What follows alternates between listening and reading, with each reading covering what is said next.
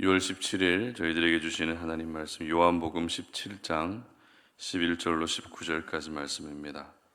나는 세상에 더 있지 아니하오나 그들은 세상에 있사옵고 나는 아버지께로 가옵나니 거룩하신 아버지여 내게 주신 아버지의 이름으로 그들을 보존하사 우리와 같이 그들도 하나가 되게 하옵소서. 내가 그들과 함께 있을 때에 내게 주신 아버지의 이름으로 그들을 보존하고 지키었나이다. 그 중에 하나도 멸망하지 않고 다만 멸망의 자식뿐이오니 이는 성경을 응하게 함이니이다. 지금 내가 아버지께로 가오니 내가 세상에서 이 말을 하옵는 것은 그들로 내 기쁨을 그들 안에 충만히 가지게 하려 함이니이다.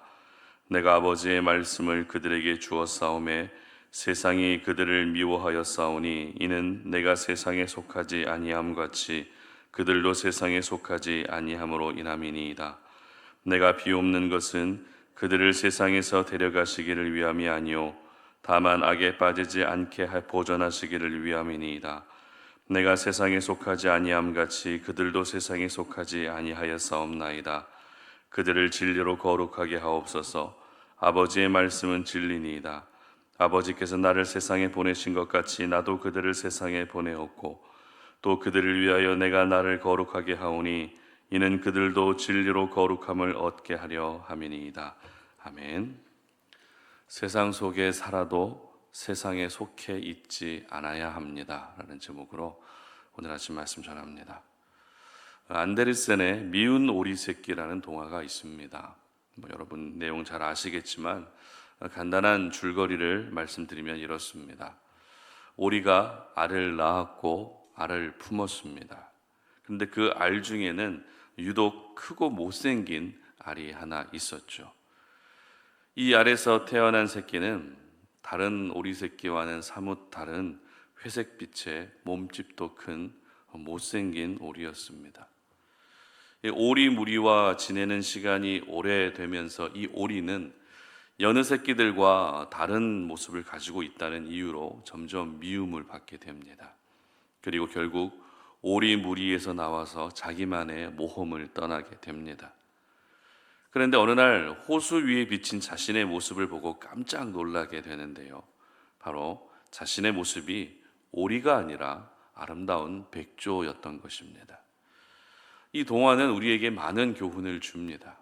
그런데 오늘 설교를 준비하면서 이 동화의 내용이 문득 떠올랐습니다. 왜냐하면 미운 오리 새끼는 오리 무리와 함께 살았어도 오리와 비교할 수 없을 만큼의 아름다운 백조였던 것처럼 저희들 역시 살아가고 있는 현장은 이 세상이지만 그렇다고 세상에 속한 것이 아니라 세상과 비교할 수 없는 하나님 나라에 속한 사람들이기 때문에 그렇습니다. 오늘 본문은 예수님의 기도를 기록하고 있는 본문입니다. 흔히 대제사장적 기도 이렇게 이야기하는데요. 예수님의 기도를 대제사장적 기도라고 말하는 이유는 대제사장의 역할이 하나님과 백성들 사이에서 제사를 드림으로써 죄를 용서받게 할 수 있는 그런 중보자인 것처럼 예수님 역시 대제사장으로서 제자들과 하나님 사이에서 그리고 모든 성도와 하나님 사이에서 중보자로 올려드린 기도이기 때문에 그렇습니다. 이 요한복음 17장의 예수님의 기도는 크게 세 부분으로 나뉘어집니다. 먼저 1절부터 5절까지 말씀은 예수님께서 자기 자신을 위해서 기도하신 내용입니다. 그리고 6절부터 19절, 오늘 본문에 해당되죠. 6절부터 19절까지는 제자들을 위한 기도였고 20절부터 마지막 절까지는 모든 성도들을 위한 기도였습니다. 예수님이 기도한 내용을 보게 되면 제자들을 향한 예수님의 마음이 어떤 마음이었는지 고스란히 담겨져 있습니다. 지금까지 3년간 예수님과 함께 지냈던 제자들의 모습은 말이 제자일 뿐 연약한 모습을 굉장히 많이 보였습니다. 예수님의 말씀을 도무지 이해하지도 못했고 의심하기도 했고 불안해하기도 했습니다. 그리고 믿음 없는 모습도 보일 만큼 어찌 보면 제자로서 스승을 실망시키기에 충분한 그런 연약한 모습들만 보였습니다. 그러나 예수님의 기도를 보게 되면 제자들의 단점과 제자들의 연약함을 탓하는 기도는 단 한 군데서도 발견되지 않습니다. 처음부터 끝까지 한결같이 제자들을 칭찬하며 기도하고 계셨습니다. 그리고 오늘 본문에서 반복적으로 강조되고 있는 말씀이 바로 14절과 16절 말씀에 함께 기록되어 있습니다. 먼저 14절 말씀 함께 봅니다. 내가 아버지의 말씀을 그들에게 주었사오매 세상이 그들을 미워하였사오니 이는 내가 세상에 속하지 아니함 같이 그들도 세상에 속하지 아니함으로 인함이니이다. 아멘. 바로 예수님이 세상에 속하지 않은 것처럼 제자들 역시 세상에 속하지 않았다는 것입니다. 이 말씀은 16절에서도 똑같이 반복되고 있습니다. 한번 읽어봅니다. 16절입니다. 내가 세상에 속하지 아니함 같이 그들도 세상에 속하지 아니하였사옵나이다. 아멘. 그렇습니다. 예수님은 제자들이 세상에 속해 있지 않다는 것을 분명하게 하나님께 올려드리는 기도를 통해서 나타내고 계셨던 것입니다. 그런데 11절 말씀 한번 보시기 바랍니다.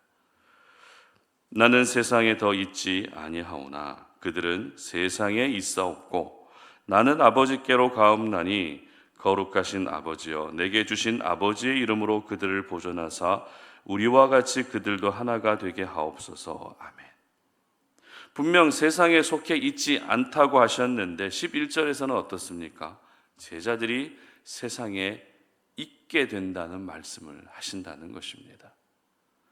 서로 다른 모순이 아닌가라는 생각을 할 수 있지만 여기서 저희들은 세상에 있는 것과 세상에 속한 것은 성질 자체가 다르다는 것을 알 수 있습니다. 쉽게 말씀드리면 제자들이 살아가야 되는 현장은 세상입니다.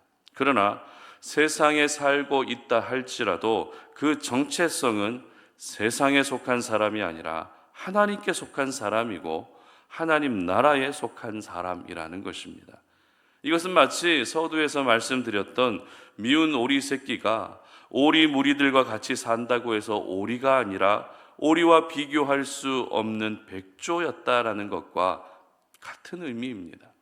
여러분, 제자는 세상에 살아도 이 세상 가운데 세상 속에 살고 있어도 세상에 속한 모습으로 사는 것이 아니라 하늘에 속한 사람으로 살아야 한다는 것입니다. 그렇다면 세상에 속한 모습으로 사는 것과 하늘에 속한 모습으로 사는 것은 무엇이 다를까요? 간단합니다. 세상에 속한 모습으로 사는 것은 오로지 자기를 위해 사는 것입니다.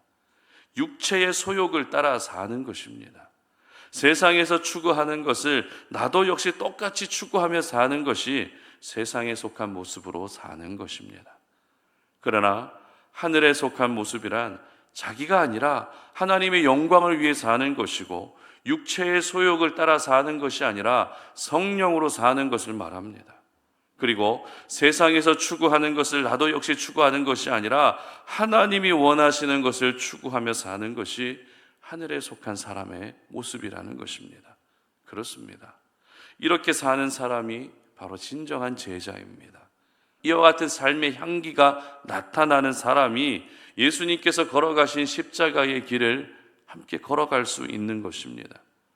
그렇다면 세상 속에 살아도 세상에 속하지 않고 하나님께 속한 사람으로 살기 위해서는 어떻게 해야 될까요? 오늘 본문에 기록된 예수님의 기도에서 우리는 그 해답을 찾을 수가 있습니다. 먼저 11절 하반절 함께 보도록 합니다. 거룩하신 아버지여 내게 주신 아버지의 이름으로 그들을 보존하사 우리와 같이 그들도 하나가 되게 하옵소서. 아멘. 바로 하나가 되는 것입니다. 예수 믿는 사람들은 주 안에서 하나가 되고 연합을 이룰 수 있어야 됩니다. 나와 생각이 다르고 성향이 다른 사람들과 하나가 될 때 그것이 바로 교회의 모습이고 하나님 나라의 모습임을 깨닫게 되는 것입니다. 하나님은 언제나 우리를 하나 되게 하시지만 사탄은 언제나 우리를 나누고 분열시킵니다. 따라서 우리가 하나 될 때, 연합될 때 내가 세상 속에 살고 있어도 구별된 하나님의 사람으로 살 수 있게 되는 것입니다.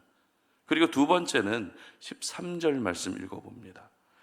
지금 내가 아버지께로 가오니 내가 세상에서 이 말을 하옵는 것은 그들로 내 기쁨을 그들 안에 충만히 가지게 하려 함이니이다. 아멘. 바로 기쁨으로 충만해져야 한다는 것입니다. 예수 믿고 구원받은 것은 분명 기쁜 일인데 우리는 이 세상 속에 살면서 구원의 기쁨보다 이 땅의 기쁨을 더 중요하게 여길 때가 많습니다. 여러분, 이 땅의 기쁨이 우선이 되게 되면 결국 이 세상을 살면서 나는 하나님께 속한 사람이 아니라 세상에 속한 사람이라고 스스로 인정하는 꼴이 되는 것입니다. 그러나 구원의 기쁨으로 충만해지게 되면 비록 내가 세상 속에 살고 있어도 나는 하나님께 속한 사람이라는 그 정체성이 흔들리지 않는 것입니다. 그리고 마지막 세 번째는 17절 말씀 보시기 바랍니다. 그들을 진리로 거룩하게 하옵소서. 아버지의 말씀은 진리니이다. 아멘. 바로 진리 되신 예수 그리스도로 충만해져야 되고 진리의 말씀으로 충만해질 때 내가 하나님께 속한 사람이라는 것을 깨닫게 되는 것입니다. 사실 예수님은 제자들을 남겨두고 십자가의 길을 가는 것이 편치만은 않았을 겁니다. 그러나 예수님의 마음이 그나마 안심이 될 수 있었던 이유는 아버지 하나님이 제자들을 지켜주실 것이기 때문이었습니다. 그리고 곧 있으면 오시게 될 진리의 성령 역시 제자들을 진리 가운데로 인도해 주실 것이기 때문이었습니다. 그렇습니다. 우리가 세상 속에 살고 있어도 결국 하나님이 저희들을 지켜주십니다.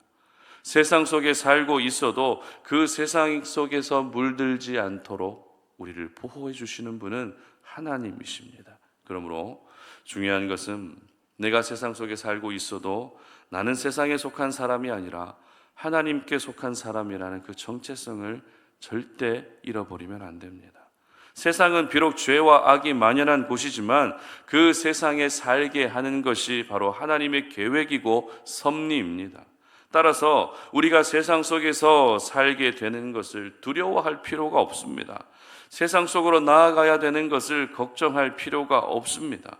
결국 오늘도 저와 여러분이 살아야 할 현장은 이 세상입니다.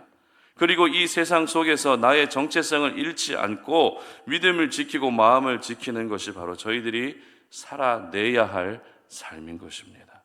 바라기는 여러분 모두가 세상 속에 살아도 세상에 속하지 않고 하나님께 속해 있는 참된 제자, 참된 하나님의 사람들이 되시기를 주님의 이름으로 축복합니다. 함께 기도하겠습니다.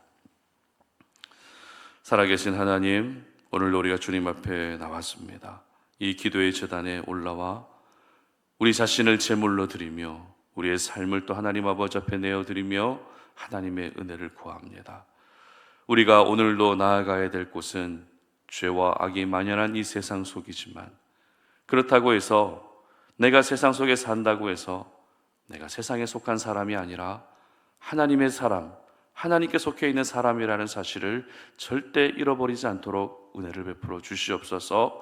이 세상은 우리를 위협할 수는 있지만 우리를 절대 무너뜨릴 수는 없습니다. 우리 하나님이 진리의 성령이 우리를 날마다 보호해 주시고 지켜주실 것이기 때문에 이 세상을 두려워하지 않도록 도와주시고, 하나님 간절하게 구하는 것은 이 세상 가운데에서도 나는 하나님의 사람이라고 하는 이 정체성만큼은 절대 흔들리지 않도록 도와주시옵소서. 그래서 오늘도 내가 이 세상 가운데서 구별된 하나님의 사람으로 살아가서, 그래서 우리의 모습을 보시며 하나님이 기뻐하시고 우리도 역시 하나님의 자녀가 된 것을 함께 기뻐하며 살아갈 수 있는 오늘 하루의 삶이 되게 하여 주시옵소서. 감사드리며 예수님의 이름으로 기도드립니다. 아멘.